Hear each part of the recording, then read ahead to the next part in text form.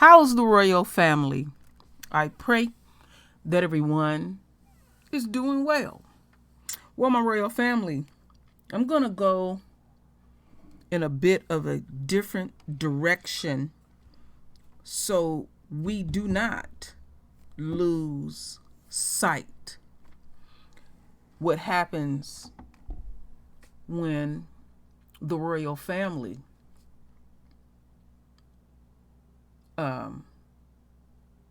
are a target of mass shootings. Now, I must admit, when the mass shooting happened to the royal family, I avoided it at all costs. And I'm pissed with myself that this recent mass shooting, I instantly had a response. And I said, I ain't gonna front with the royal family. There is just no way that I can present what I'm presenting, but I was avoiding what I was avoiding. And it's just so painful because I often say on this channel, every millisecond, as I speak, somebody is doing something nefarious to the royal family. And it is downplayed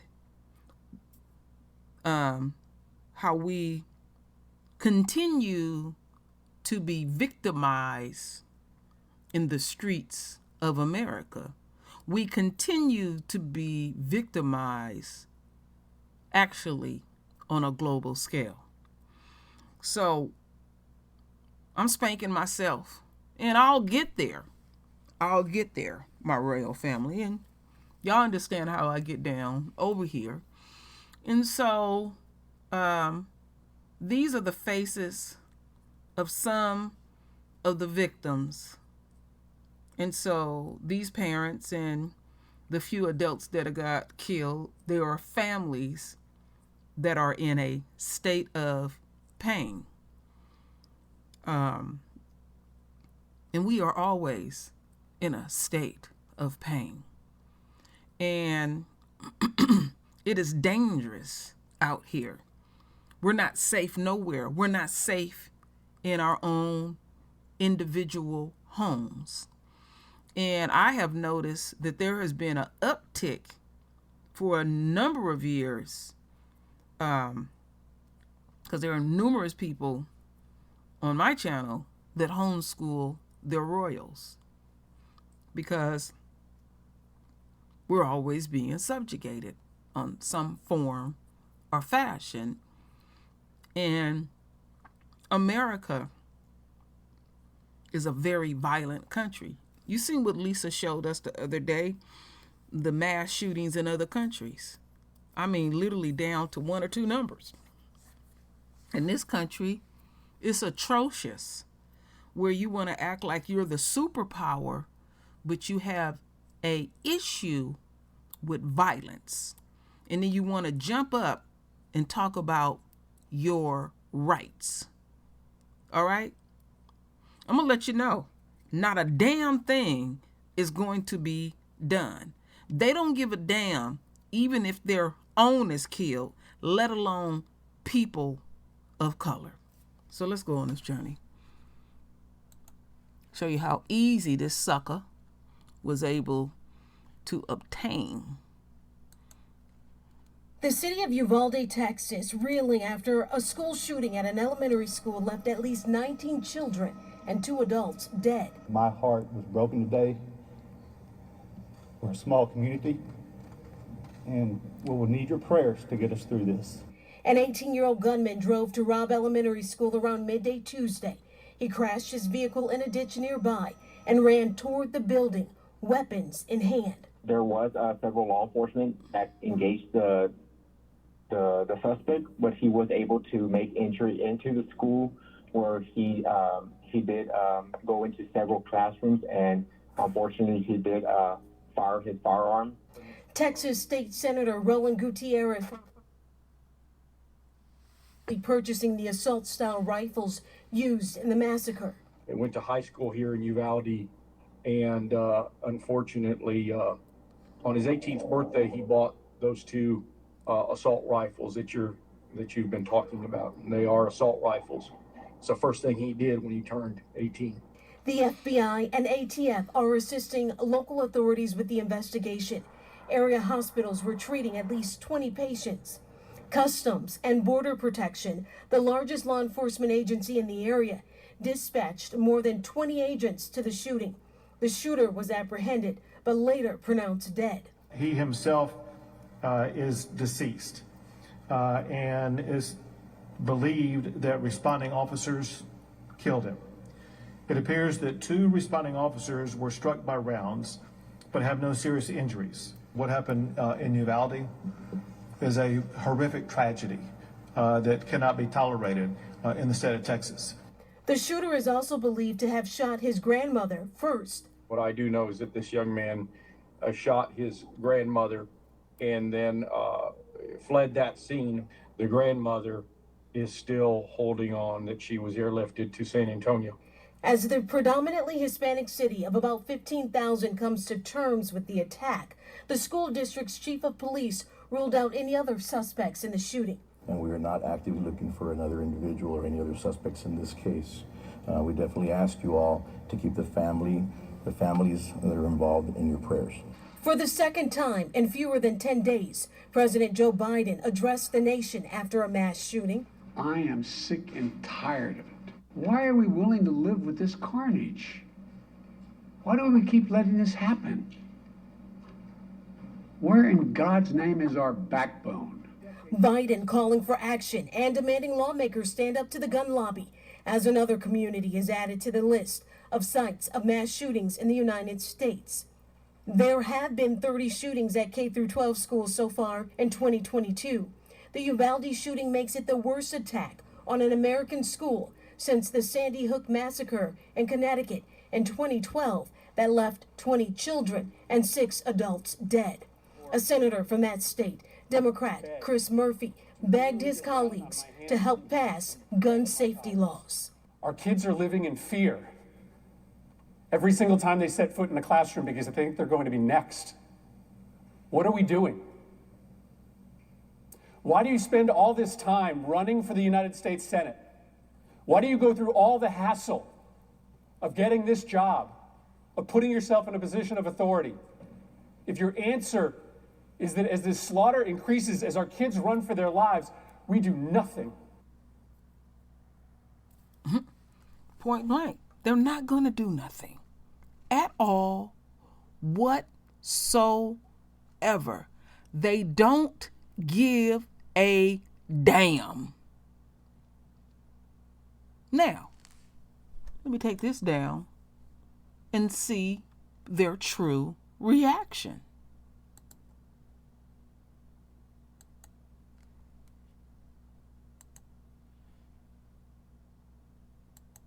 So as that aftermath of the elementary school massacre in Uvalde, Texas, as it continues to unfold, what we are now focusing on is law enforcement's response or lack thereof. We have new footage that's emerged during the attack that really shows that there were a lot of frustrated onlookers, parents, and members of the community urging police officers to charge into that Texas elementary school where the gunman's rampage killed 19 children and 2 teachers. Now watch this footage here.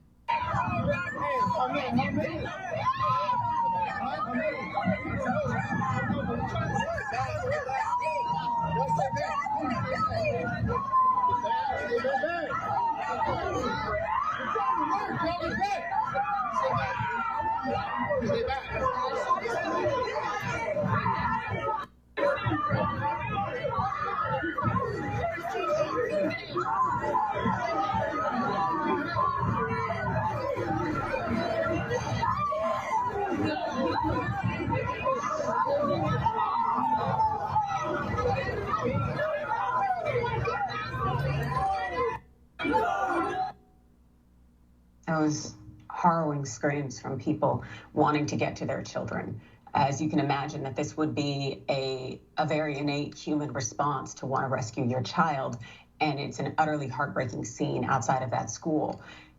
But the thing is that we saw that the officers were preventing people from entering the building, and that was very difficult for them to watch, especially because the officers, they had out their tasers, and some of them, as you saw, had their guns on display. And they were ready to stop the parents from saving their own children, as we see in the picture there. And it really also does appear that one of the officers also had a parent pinned to the ground. This is what we know from the AP News. "Go in there, go in there." Nearby woman shouted at the officer soon after the attack began, said Juan Carranza, 24 years old, who saw the scene from outside his house across the street from Robb Elementary School in the close-knit town of Uvalde. Carranza said the officers did not go in. Javier Cesares, whose fourth grade daughter, Jacqueline Cesares, was killed in the attack, said that he raced to the school when he heard about the shooting, arriving while police were still gathered outside the building. And upset that police weren't moving in, he raised the idea of charging into the school with several other bystanders. "Let's just rush in because the cops aren't doing anything like they are supposed to," he said. "More could have been done. They were unprepared," he added. And minutes later, Carranza had watched as Salvador Ramos, the shooter, crashed his truck into a ditch outside the school, grabbed his AR-15 style semi-automatic rifle, and shot at two people outside a nearby funeral home who ran away uninjured. Now, Carranza said that the officers should have entered sooner, adding, "There were more of them. There was just one of him." Now, officials say that Ramos encountered a school district security officer outside the school, though there were conflicting reports from authorities on whether the men exchanged gunfire. After running inside, he fired on two arriving Uvalde police officers who were outside the building, said the Texas Department of Public Safety spokesperson Travis Considine.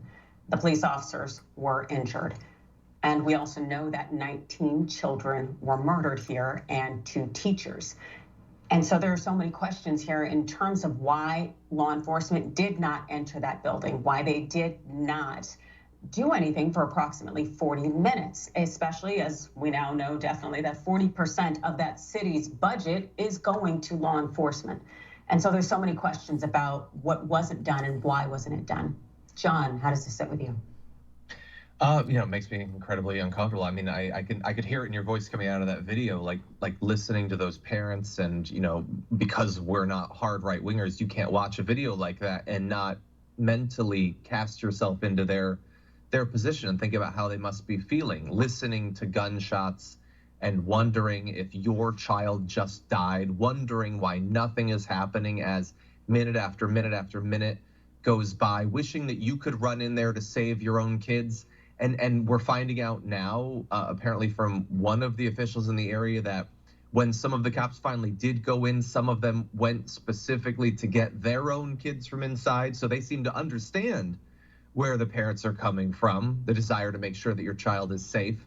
And yet they weren't rushing in. They were apparently, I think, understandably terrified of going up against someone who is wielding such a deadly weapon. The issue is, though, that's the job that you sign up for. We all have things about our jobs that we don't like.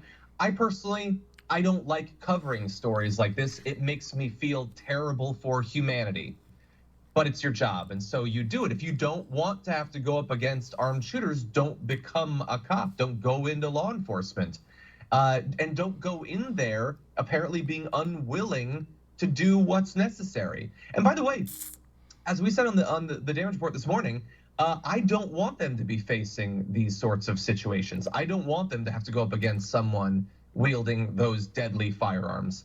Then help us, become allies. Cops everywhere could go on strike until there's common sense gun regulation. if they don't want people to have armor-piercing bullets and high-capacity magazines and weapons like AR-15s and AK-47s and all that, they could make it an issue that the right wouldn't be able to run from. But unfortunately, they generally haven't been our allies in that. And so we end up in this position where they'll be going up against people with weapons at least as deadly as their own. But we still expect them to do their job. Yeah, and we're seeing that that's where 40% of the Uvalde, that area budget goes to law enforcement, and that's what they're spending it on, having as much artillery as its public and citizens have, despite the fact that the citizens don't need it. There is nothing militarized that needs to be necessary about our civilian population, yet by virtue of having these guns readily available and accessible to people, it's going to continue to create these situations where law enforcement are afraid to go against civilians because they are militarized and armed. And it's just this cyclical sense of nonsense. And it is something that we have people who could be held accountable for them, for this situation, including one of them who is the Department of Public Safety, the director, Steve McCraw. And this is his picture here. Now, McCraw told reporters that 40 minutes to an hour elapsed from when Ramos, the shooter, opened fire on the security officer to when he was shot. Although a department spokesperson later said that they couldn't give a solid estimate for how long the shooter was in the school or when he was killed. McGraw said, quote, "The bottom line is law enforcement was there. They did engage immediately. They did contain Ramos in the classroom." And what we're definitely seeing now out in the public is this effort to rehabilitate law enforcement, to show that they are useful and utilitarian in this moment where you do have an active shooter. We've seen this. We have a New York Times article that just came down this morning that is something that kind of says the police officers did their best and that they were the ones actively working. And they even start the article by saying that most of the children were already dead by that time. Wow. This is disgusting, John. Wow. It just seems like I don't know what it's like. I as bad as all this looks, I feel this probably needless, self-destructive need to not be overly judgmental before we know literally everything, even acknowledging that the cops have actively deceived people about multiple elements of the story already. I don't know exactly what it must be like to know that you're supposed to go in there and apparently not be willing to do it. But the feeling coming out of this, it just seems like the cops were so largely irrelevant. It seems like the shooter did basically what he wanted. Maybe he had grander plans. I don't know. It's impossible to say. But we should be able to expect, especially considering the massive amount of resources that are going into these police departments, so that they can handle a situation like this. Absolutely. And unfortunately, we are going to see more situations like this until there's change. That is utterly disgusting. You are hired to protect and serve, but you pull guns on the parents who were naturally frantic about their loved ones, children. Protect and serve. But y'all real quick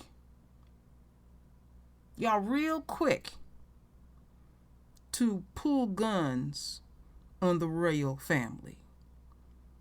See, what this is about is their true ass nature.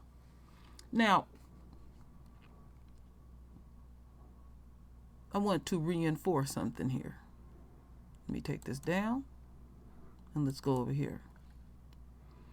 Now, a reporter from the UK got heavily up in Ted Cruz' ass. There are 19 sets of parents who are never going to get to kiss their child goodnight again. Is this the moment to reform gun laws? You know, it's easy to go to politics. But it's important. It's at the heart of the issue.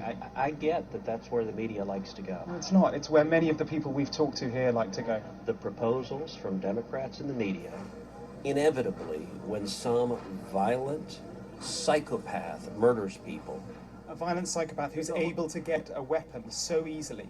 18-year-old with 2 AR-15s. If you want to stop violent crime, the proposals the Democrats have, none of them would have stopped this. But why does this only happen in your country? I really think that's what many people around the world just they cannot fathom. Why only in America? Why is this American exceptionalism so awful? You know, I'm sorry you think American exceptionalism is awful. I think this aspect of it. You got your political agenda. No, it's honestly, God love you. Senator, it's not. I just want to understand why you do not think that guns are the problem. Why is this just an American problem? Well, it is just an American problem, sir. Mr. Cruz, why is America the only country that faces this kind of mass shooting? But you can't answer that. You can't answer that, can you, sir? You can't answer that. Why is this country? Why is it that people come from all over the world to America? Because it's the freest, most prosperous, safest country on earth. It may be the freest. It may be the most popular. Why are our kids dying in school? Yeah, why are you walking away? Because they're telling the truth. They're telling the truth. This country is not safe whatsoever. But see, there are others out here that don't think that they can be touched. We clearly, in the royal family, know that we are in a war. Now, the very thing that I said that I avoided because it was so painful, and I'm ashamed of myself because I was supposed to report this despite my pain, because I ain't in the state of pain that these family members are in a state of pain. And I said, I ain't going to ignore it. So I'm saving the unquote so-called best for last. All of this is terrible because somebody is in a state of pain. But there are people in America that feel like they are untouchable. And the royal family is not even safe in their own beds. If a pig or a white supremacist have a wild hair up their ass, they most likely will get away with slaughtering us in the streets of America because we are supposed to be a threat. So this is the first video that I like to share with y'all because they're claiming also that the Asians community is under attack, along with the black community.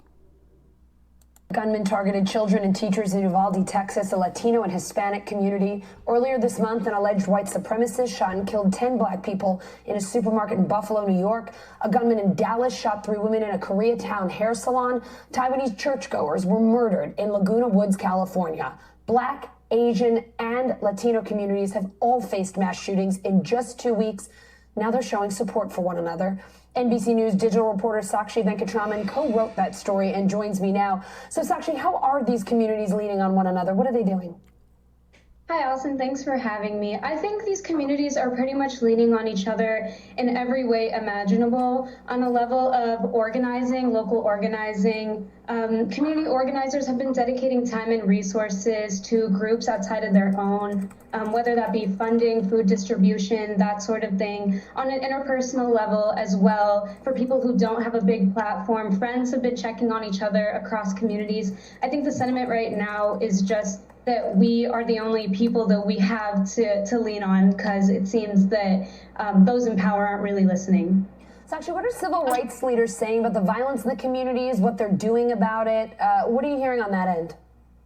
Sure. So civil rights leaders across Black, Latino, and Asian communities have all been in constant contact, and not just the past couple of weeks, where all 3 of these communities have seen their folks being targeted, but in the past few months and in the past few years. I think like the biggest thing that I was hearing from leaders across communities is that this is kind of like a here we go again situation. Yeah. It's become sort of routine to have these dialogues after shootings, and of course they know their role is to push elected leaders to do more. But it is sort of exhausting on that level as well. Sure. Sakshi, what are you hearing from Black, Asian, and Latino Americans about the risks they face, the changes they think we need to make in this country so that all of our communities, everyone who lives in America, is safe? Right. I think it's obvious that it's just a very dangerous time to be a minority in this country right now. People are exhausted. The main sentiment that I'm hearing is that there's this collective sense of mourning, not just this time around, but constantly. It seems like every couple of weeks we're forced to reel from something like this. And, you know, a lot of people say when in the wake of tragedies like this, go to the polls. But that's something else that communities say is becoming less and less possible as voting restrictions tighten in some states. It's becoming more difficult to actually use their voice to make a difference. So it's an overall very depressing and tiring time for minorities in the U.S. The part that really stood out to me, saying that, unquote, minorities are under attack. We've been under attack since we came in contact with the Caucasoid race. Their history is based on violence. And then the side effects. See, there are side effects in America. And the side effects is others may have a propensity and pick up on that violence. Our overall community ain't like that. But we do have violence in our community where there's what you call black on black crime. But that is in all other races of communities. But violence is disproportionately projected on the royal family. So the others may feel smug and safe. Ain't nobody safe in America. Even the enemy eats its own. That is in the word. We talk about it often over here on the True Royal Family and True Royal. I want to leave y'all with this. I don't want to lose sight of the very thing that I was supposed to do. This morning, a city in anguish after a gunman opened fire at this supermarket in Buffalo, New York, killing 10 and injuring 3 others. Evil came into my neighborhood, into my community. Authorities say 11 of the victims were black. This is an absolute racist hate crime. Survivors left shaken to their core.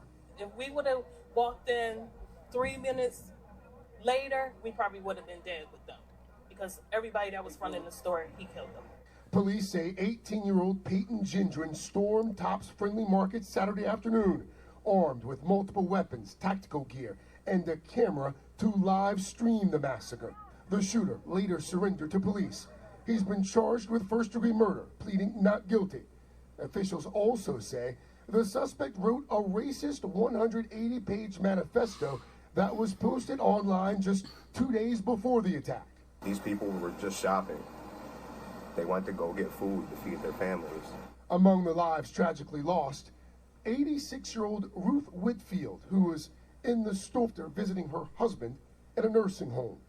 77-year-old Pearl Young, described by her loved ones as a woman of faith and a pillar of the community. She was just a friend to everyone she met. And top security guard Aaron Salter, a 30-year-old veteran of the Buffalo Police Force who tried to stop the gunman, potentially saving even more lives. Then there was Hayward Patterson, a local driver and church deacon, killed while helping a shopper load groceries in his car.